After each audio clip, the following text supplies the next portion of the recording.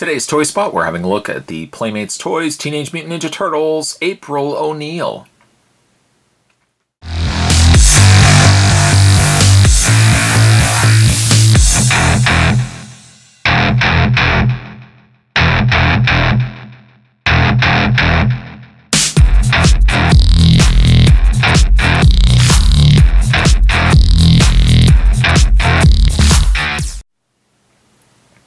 This is April O'Neil from the new Teenage Mutant Ninja Turtles live-action movie.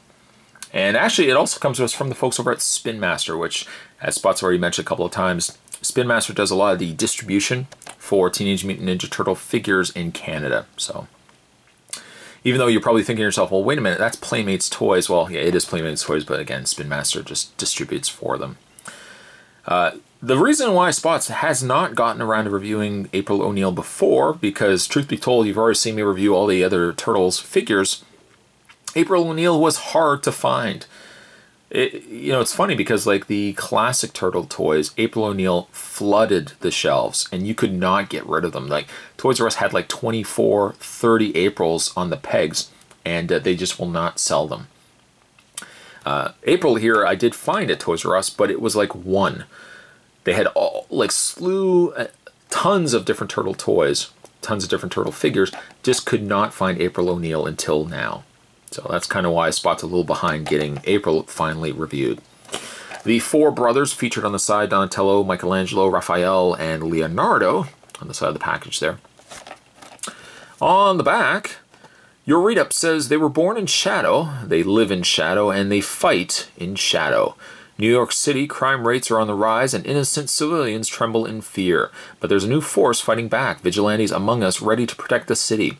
Are they the heroes we expect them to be? Are they powerful enough to take down the masked warrior everyone fears, the Shredder? The other figures that Spot's already had a look at, Leonardo, Donatello, Raphael, Michelangelo, Splinter, Shredder, and Foot Soldier. Spot's going to take a break and get this opened up. When we come back, we're going to finally have a look at April O'Neil.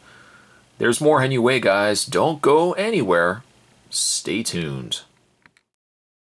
So, for your list of contents, April O'Neil does come actually with a fair bit of accessories. She comes with two sais, which look to be the exact same size that Raphael came with. It's much larger. You could technically put them in her hand, but they are extremely large, and you're asking really a lot of her very small fingers, especially her thumb, to kind of hold all that stuff in her hand. Like it's way too big. It's kind of like an accessory that you're not planning to ever probably put in April's hands, but they are included. Probably a little more fitted for her size. She does also come with a photography bag or purse. Kind of looks more like a photography bag. And it looks as like the back section here looked as if it could actually open up. Just get April to stand properly. She sadly does not stand very well because she's got very skinny legs. There we go. I thought the back section could open up. It does technically open, but you can't really do too much with it. In fact, if I even flip this all the way around, yeah, there's no real section or anything in the bag to hold her camera. Her camera really is a good enough size that if Playmates had made this something that could open up, if I don't drop this, had this been something that you could completely open up, you could theoretically have been able to put the camera in there. Like it's about the size that would fit in there, but the bag though is just I'd say a solid piece, but as you can see, it's just a piece of plastic that's been wrapped around, and I keep dropping it around the main purse section. You can take it and put it around her. I don't really know how women hold purses or bags nowadays, but you can kind of tuck it under her hair, make it look somewhat presentable. You can have something that looks like that. And then you can give her the camera, which, again, like, her holding it, she's got, like, little licorice fingers and thumbs. They're too rubbery, I'm afraid, where you can really have her holding stuff very well. Yeah, you can put it in her hand, but yeah, you can see how loose that thumb is. So, you know, you can kind of have her holding it, but not well. Let's just take the bag off altogether. Put it over her head. There we go. Put that to the side. And getting a better look at April O'Neil.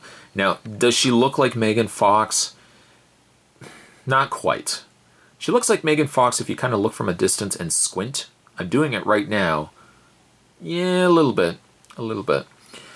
You know, as it goes for movie properties, unless you're getting like the likes of like a NECA figure, where NECA is actually making sculpts to realistic looking figures, you always have like different categories. You have movie tie-in figures that are like plastic kid figures that you're seeing right now, and then you have like the high-end figures, like the NECA toys and stuff like that, where they're sculpting to make it look like a character.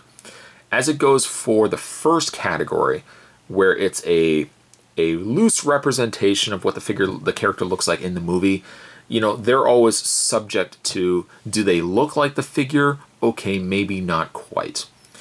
As it goes for likenesses to Megan Fox, I can see like side angles, like if you ever like on an angle, maybe more so like that. You know what? She has Megan Fox-esque features to her. I think her skin is maybe just a little too light, but I think she looks pretty good. Again, not comparing her to like a sculpted, like a high-end sculpted figure, but looking at her from a regular movie tie-in figure, she looks pretty good. I'll give her credit. She does look like a pretty good-looking representation. Head on, maybe not as much, but still, I'm not going to take too much away from her because of what she is. I mean, if you were buying this as a higher-end figure, like even the Turtles figures, if they were higher-end, like NECA or Hot Toys or anything like that, yes, they should look exactly like the character. But like movie property tie-in figures are, again, that little gray area. Like, you know, when you're getting Captain America movie figures, do they look like Captain America? Well, they don't. They look like they're close enough representations that, again, I'm not going to pick this apart and say, oh, she doesn't look anything like, you know, Megan Fox. She does. She just looks like Megan Fox in the realm of a movie tie-in figure that's around a certain price point. She has her yellow jacket on there, and she's got her little blue jeans. She's not super articulated either. In fact, she's not as articulated as what we got with the Turtles figures, which is kind of a shame. I kind of wish they had given us a little more articulation. Also, too, like when you move her hair to the side, she's got some pretty good sculpting on the jacket area. Also equally so, really nice sculpt on the hair. It's not quite red, it's not quite brown, it's kind of like something in the middle. For your articulation on April O'Neil, her head is on a ball joint, and her hair actually doesn't hinder that movement whatsoever. Maybe more so up and down, but like left and right, no problems whatsoever. Shoulders are on a pin hinge socket, in other words, they rotate out forward and back, again not hindered by the hair. She has what looks to be a swivel in the wrists, where you can rotate those wrists all the way around. She has a little bit of waist swivel, not really a lot though.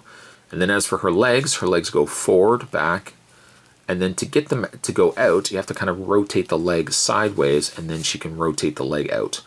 Because it is on that hinge, because it's a hinge joint, but the way that the hinge joint works, it only works by whatever way the hinge is facing will determine which way you rotate the leg. So again, you can't rotate the leg this way unless you rotate the leg, you turn it first, and then that will allow the leg to rotate out. She has no articulation also in the boots. It's basically just you know, one sculpted piece from the leg down. Good looking figure, yes. Likeness to Megan Fox, debatable. It's not a solid representation of her, but gearing it based with the rest of the toy line that we've gotten from the new movie property, she fits in well with the other Turtles, not being 100% accurate to the movie representations. Same way as the Turtles. The Turtles were good, they just were good on the level of what we would get with a movie property tie-in. April O'Neil, that being said, kind of go in with it knowing that, you know, you're getting a movie tie-in figure. It's not going to be 100% accurate to Megan Fox, but you know what? For what it needs to be, it's a pretty good looking April O'Neil. For that reason, this April I'm going to give her a 7. Today's Toy Spot, we were having a look at the Playmates toys, or in Canada, Spin Master toys. We're having a look today at the Teenage Mutant Ninja Turtles movie, April O'Neil.